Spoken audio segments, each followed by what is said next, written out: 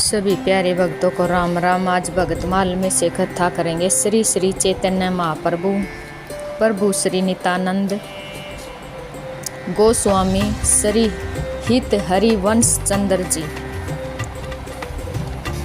श्री श्री चैतन्य महाप्रभु। श्री चैतन्य महाप्रभु का प्राकट्य फागुन शुक्ला 15 को दिन के समय सिंह लगन में पश्चिम बंगाल के नवद्वीप नामक ग्राम में हुआ था।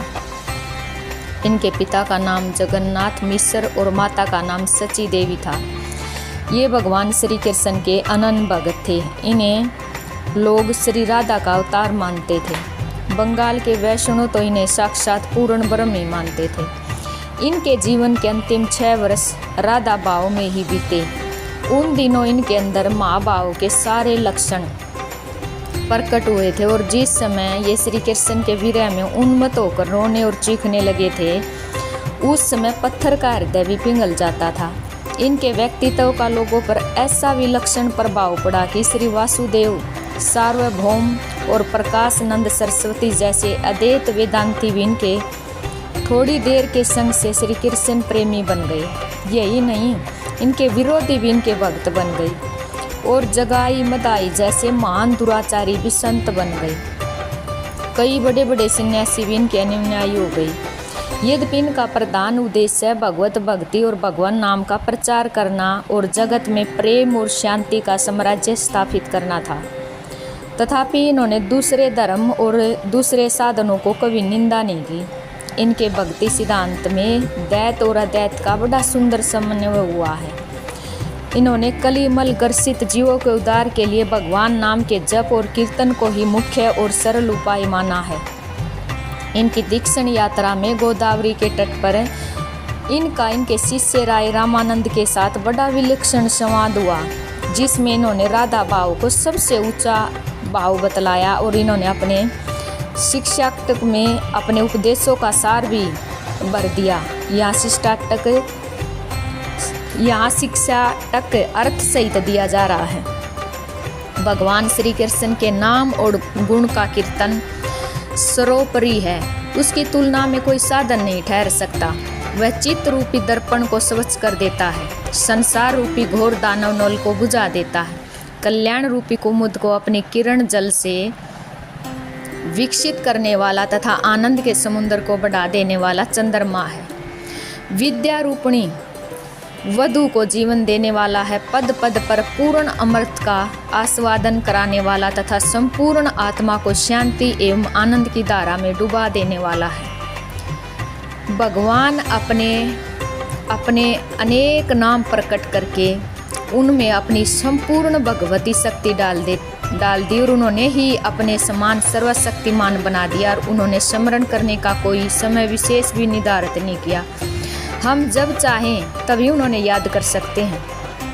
प्रभु आपकी तो इतनी कृपा है, परंतु मेरा दुर्भाग्य भी इतना प्रबल है कि आपके नाम स्मरण में मेरी रुचि, मेरी प्रीति नहीं हुई।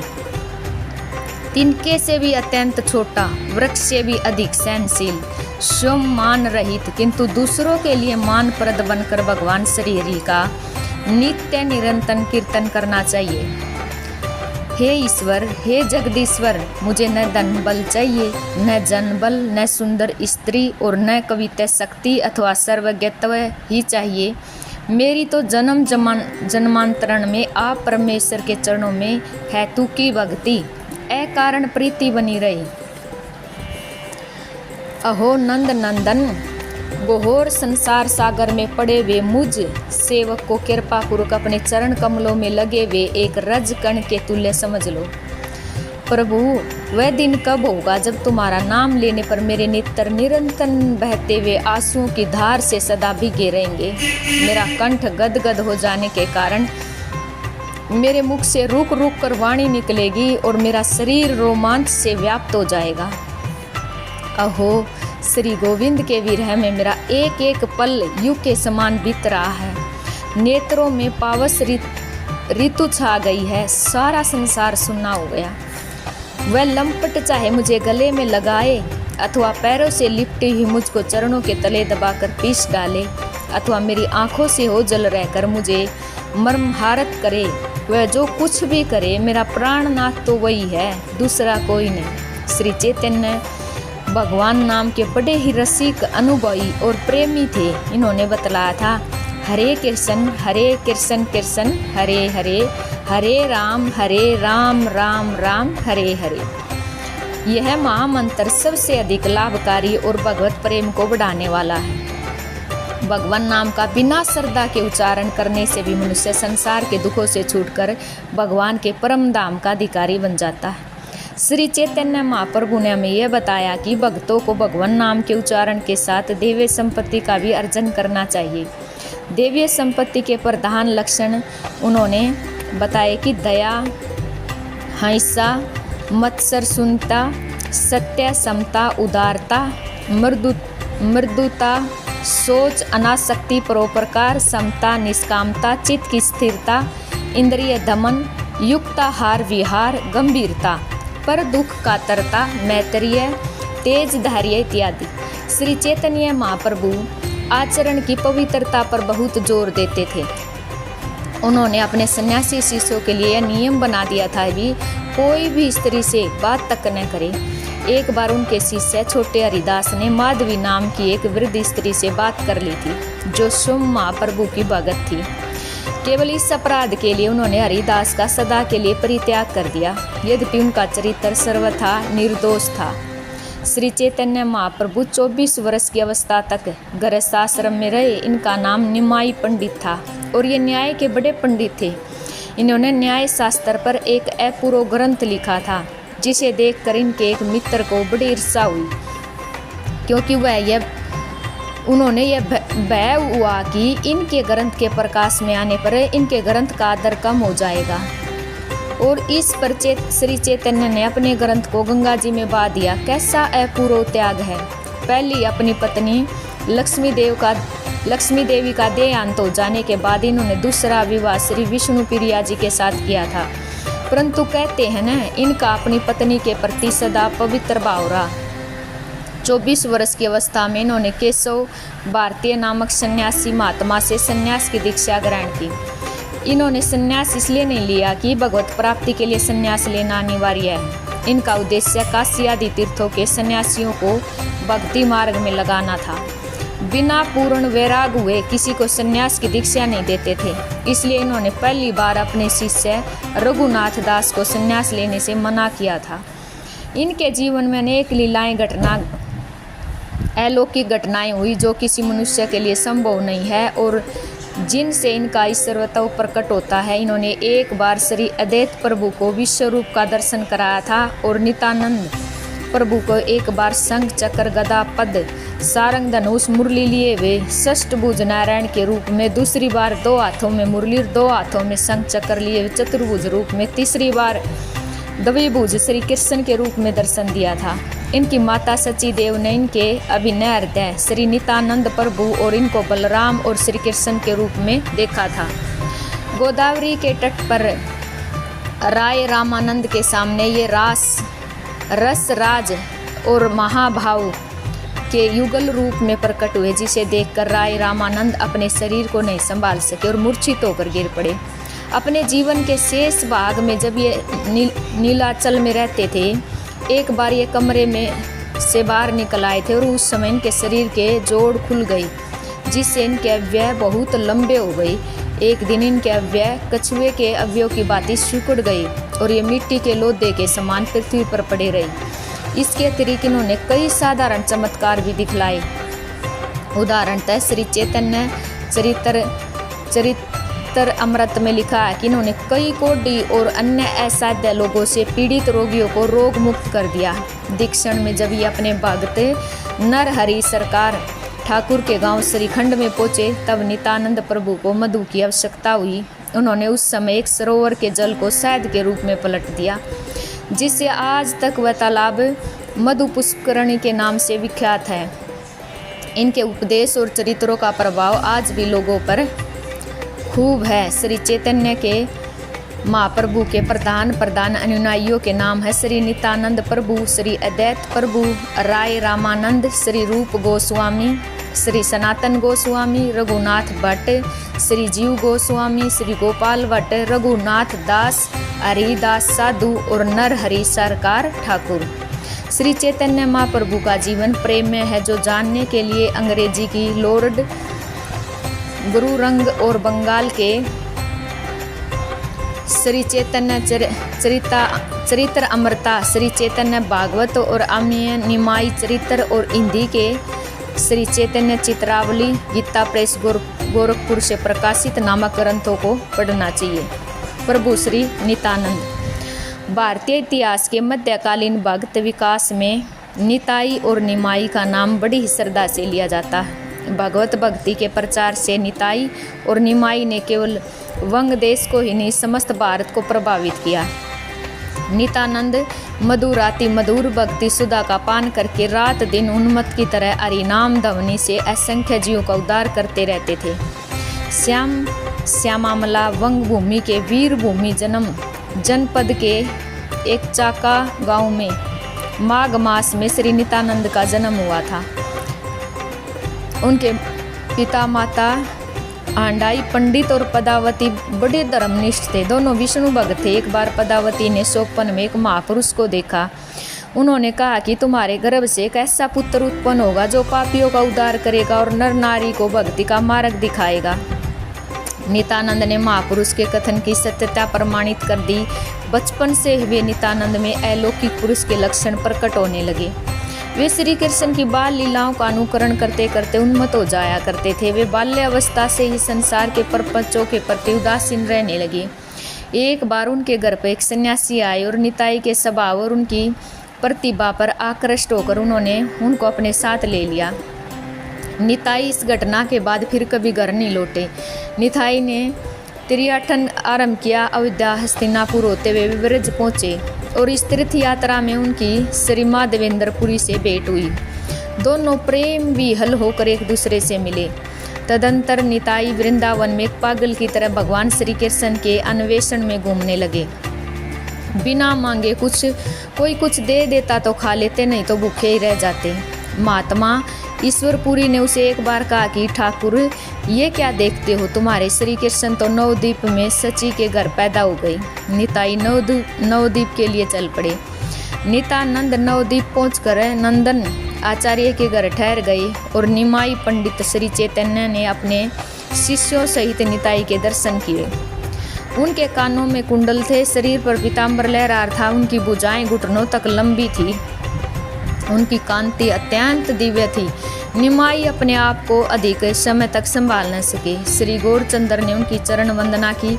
नित्यानंद ने उनको अपने प्रेम आलिंगन में आबाद कर लिया। उन्होंने अद्भुत कंप, अश्रुपात, गर्जन और हुंकार से सारे वातावरण को प्रभावित कर दिया। चैतन्य ने कहा, बंगाल में भक्ति भगीरथ के प्रभावित होने का समय आ गया। निताई और निमाई की अलौकिक छवि ने नवद्वीप को मनोमुग्ध कर दिया।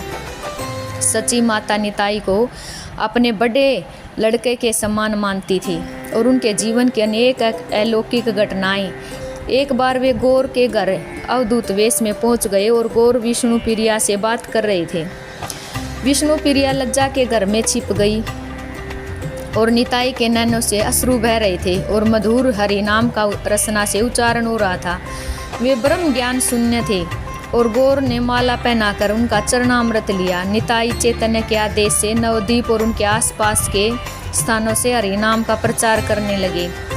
जगाई मदाई सरीखे पातकियों के उद्धार में इन्होंने महान योग दिया और निताई ने दोनों भाइयों से श्री कृष्ण नाम उच्चारण करने के लिए कहा। वे मंदिरों उन्मत्त थे। मदाई ने निताई के सिर पर फूटा घड़ा फेंका और उनका शरीर रक्त से सरोवर उठा। जगाई ने मदाई को फटकारा और चैतन्य ने जगाई को गले लगाया। इस पर मदाई को बहुत पश्चाताप हुआ। उसने निताई से क्षमा मांगी और चरण स्पर्श किया। उसका उद्धार हो गया। नवद्वीप से वह पुरी आए और फिर चैतन्य के आदेश से गौड़ देश से हरि नाम का प्रचार करने के लिए चल पड़े। गौरांग के कहने पर उन्होंने पुण्य विवाहित जीवन में प्रवेश किया। अंबिका नगर के सूरदास की कन्या वसुधा और जाह्नवी का उन्होंने पाणी ग्रहण किया। वे खंडदह में भगवती भागीरथी के तट पर निवास करने लगे। उनके वीरचंद्र नाम का एक पुत्र भी हुआ और एक दिन भगवान श्याम सुंदर के मंदिर में हरि का नाम लेते लेते वे सदा के लिए अचेत हो गए और भगवान ने भगत को अपना लिया। गोस्वामी श्री हित हरिवंश चंद्र जी। रसिक भगत शिरोमणि गोस्वामी श्री हित हरिवंश चंद्र महाप्रभु जी का जन्म मथुरा के निकट बादग्राम में वैशाख शुक्ला एकादशी को हुआ था। इनके पिता का नाम श्री व्यास मिश्र जी और माता का नाम तारा देवी था। व्यास मिश्र जी ने 9 भाई थे, जिनमें सबसे बड़े श्री केशवदास जी तो संन्यास ग्रहण कर चुके थे। उनके संन्यास आश्रम का नाम श्री नरसिंह जी था और शेष 8 भाइयों ने केवल ये एक व्यास कुल दीपक थे, इसलिए ये सभी को प्राणों से बढ़कर प्रिय थे और इसी से इनका लालन पालन भी बड़े लाड चाव से हुआ था। ये बड़े ही सुंदर थे और शिशुकाल में ही राधा नाम के बड़े प्रेमी थे। राधा सुनते ही ये बड़े जोर से किलकारी मारकर हंसने लगते थे और कहते थे कि 6 महीने की अवस्था में ही इन्होंने पलने पर पोड हुए श्री राधा सुधा निधि स्तव का गान किया था, जिससे आपके ताऊ स्वामी श्री नरसिंह जी ने लिपिबद्ध कर दिया था। वस्तुत राधा सुधा निधि भक्ति पूर्ण श्रृंगार रस का एक अतुलनीय ग्रंथ है। बड़ी ही मनोहर भावपूर्ण कविता है। इसमें आचार्य ने अपनी परम आराध्या वरस भानु कुमारी श्री राधा जी के विशुद्ध प्रेम का बड़ी ही ललित भाषा में चित्रण किया है। इसमें आरंभ से अंत तक केवल विशुद्ध प्रेम की ही झांकी है। इनके बालकपन से कुछ बातें बड़ी ही विलक्षण हैं, जिससे इनकी महत्ता का कुछ अनुमान होता है। एक दिन ये अपने कुछ साथी बाल सखाओं के साथ बगीचे में खेल रहे थे। वहाँ इन्होंने 2 गोर श्याम और बालकों को श्री राधा मोहन के रूप में सुसज्जित किया। फिर कुछ देर बाद दोनों के श्रृंगार बदलकर श्री राधा को श्री मोहन और श्री मोहन को श्री राधा के रूप में प्रणीत कर दिया। इस प्रकार वेशभूषा बदलने का खेल खेलने लगे। प्रातःकाल का समय था। इनके पिता श्री व्यास जी अपने सेव्य श्री राधा कांत जी का श्रृंगार करके मुग्ध होकर युगल छवि के दर्शन कर रहे थे। उसी समय आकस्मिक परिवर्तन देखकर वे चौंक पड़े। उन्होंने श्री विग्रह में श्री राधा के रूप में श्री कृष्ण को और श्री कृष्ण के रूप में राधा जी को देखा। सोचा वृद्ध अवस्था के कारण स्मृति नष्ट हो जाने से श्रृंगार धराने में भूल हो गई। अक्षमा याचना करके उन्होंने श्रृंगार को सुधारा, परंतु तुरंत ही अपने आप वह श्रृंगार भी बदलने लगा। तब घबराकर व्यास जी बाहर निकले। सहसा उनकी दृष्टि बाग की ओर गई। देखा हरिवंश अपने सखाओं के साथ खेल खेल में वही स्वरूप परिवर्तन कर रहा है। उन्होंने सोचा इनकी सच्ची भावना का यह फल है, निश्चय ही कोई असाधारण महापुरुष है।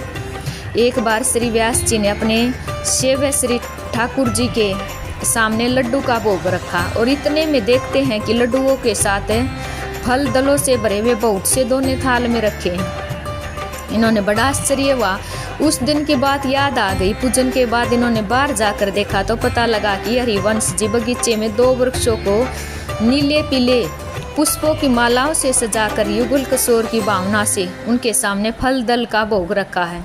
इस घटना का भी व्यास जी पर बड़ा प्रभाव पड़ा। एक बार श्री हरिवंश जी खेल ही खेल में बगीचे के पुराने सूखे कुएं में सहसा कूद पड़े।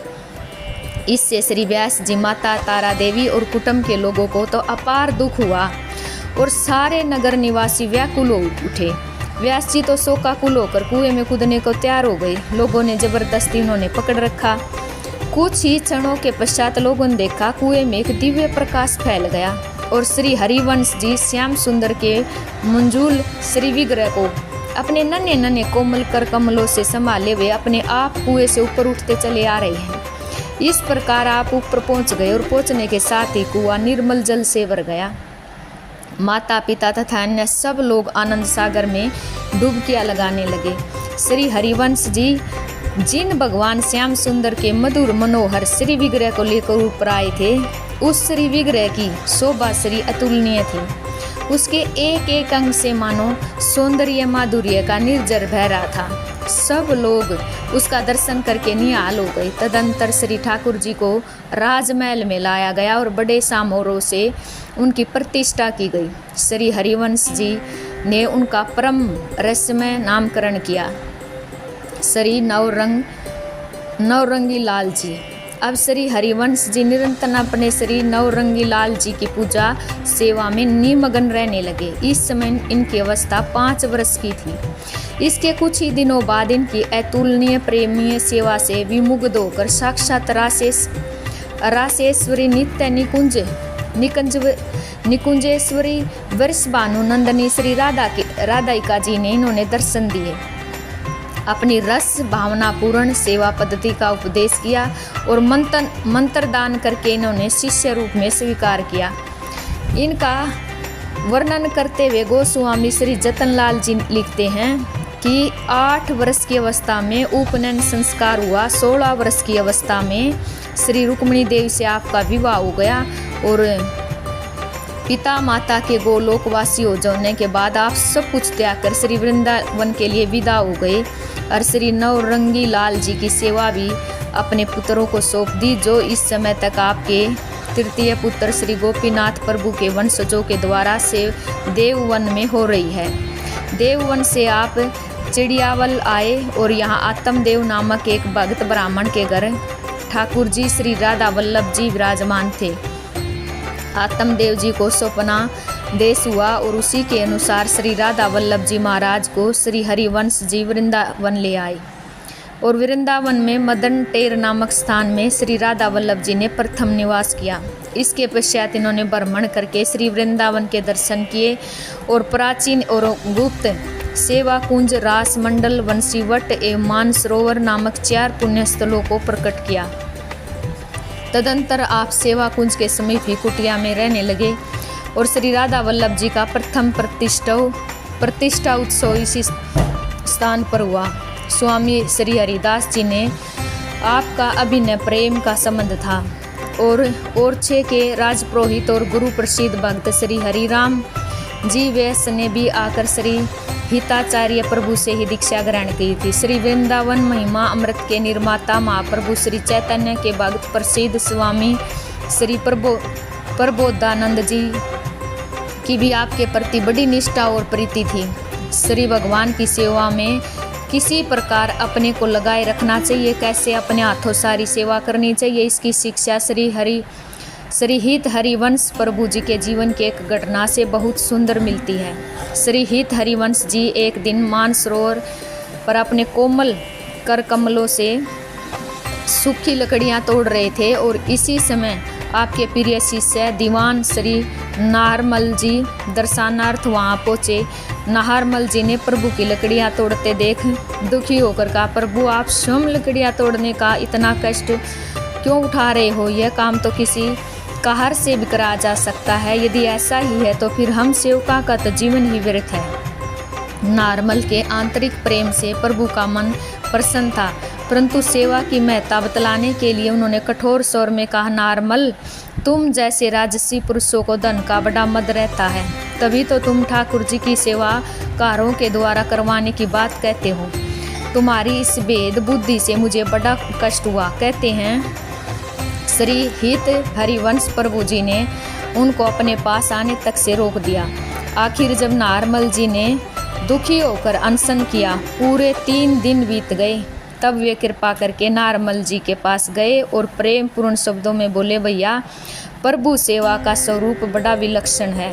प्रभु सेवा में हेयोपायोदय बुद्धि करने से जीव का अकल्याण हो जाता है। प्रभु सेवा ही जीव का एकमात्र धर्म है। ऐसा विरोधी भाव मन में नहीं लाना चाहिए। मैं तुम पर प्रसन्न हूँ और तुम अंजल ग्रहण करो। यूँ कहकर उन्होंने स्वयं अपने हाथों से प्रसाद दिया और भरपेट भोजन कराया। श्री हित हरिवंश जी की रस भजन पद्धति के संबंध में श्री नाभाजी महाराज ने भी कहा है, सभी क्रिया पर किया विरह मिलन एवं सौ पर भेद रहित नित्य विहार रस श्री हित हरिवंश जी का इष्ट तत्व। इन्होंने श्री राधा सुधा निधि नामक अनुपम ग्रंथ का निर्माण तो किया ही है, इनकी ब्रज भाषा में बहुत सी रचनाएं मिलती हैं जो हित 84 और स्फुट वाणी के नाम से प्रसिद्ध है। इन्होंने कहा है कि श्री हित हरिवंश प्रभु जी का विराग बड़ा विलक्षण था। अर्थ काम की तो बात ही दूर, यहाँ तो धर्म और मोक्ष में भी राग नहीं था। इनकी निष्ठा के कुछ नमूने देखे। श्री राधे, क्या मैं कभी वृंदावन की पूंज विधियों में अतिथि होऊंगा? मैं कब तुम्हारे समुन्नत रस समुद्र रूप मुख चंद्रमा को देखूंगी? श्री राधे, मैं कब तुम्हारी श्रुति शेखर उपनिषद पर परिचर्या आश्चर्यमयी परिचर्या का आचरण करूंगी? इस परिचर्या के सामने आपके मत से श्रुति कथा व्रत और कैवल्य तो भयप्रद है। वे कहते हैं ये धर्म अर्थ काम और मोक्ष किसके लिए आदरणीय होंगे? मेरे लिए इनकी व्रत चर्चा से क्या लाभ? मैं अपने जन्म कर्मानुसार नरक अथवा परम पद कभी नहीं जाऊं। सर्वतः मेरे हृदय में श्री राधिका रति निकुंज मंडली ही सर्वदा विराजित रहे। सभी प्यारे भक्तों को राम राम जी।